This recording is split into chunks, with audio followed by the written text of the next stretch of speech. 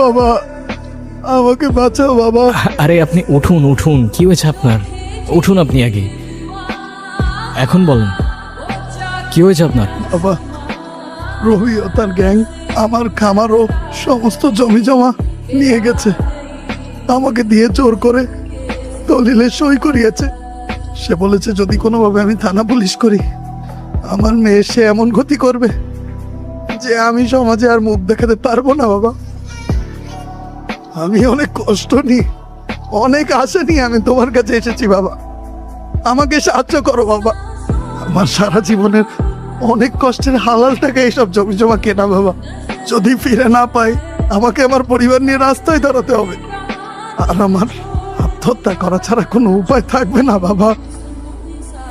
আপনি চিন্তা করবেন না, যেটা আপনার সেটা আপনি অবশ্যই ফেরত পাবেন। আমরা আছি, আপনি ভয় পাবেন না।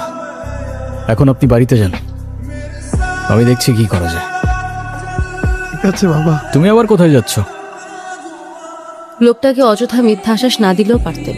আর আমার তো মনে হয় এসবের সাথে আপনার গ্যাংই জড়িত আছে। মানে? কিছু না। জমিটা কি নিতে পারছো?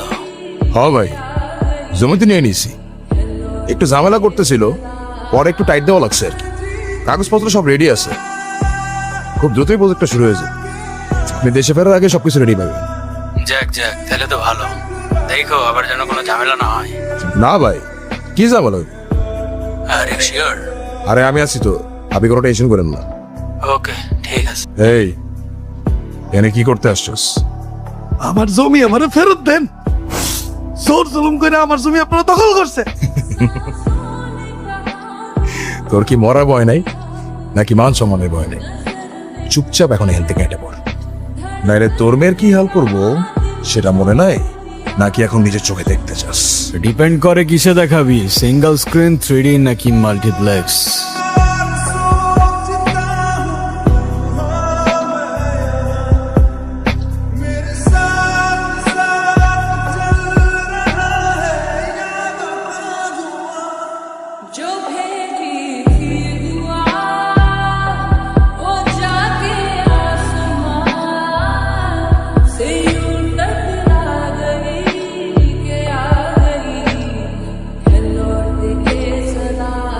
চাইলে আইম্যাক্সও দেখাইতে পারিস।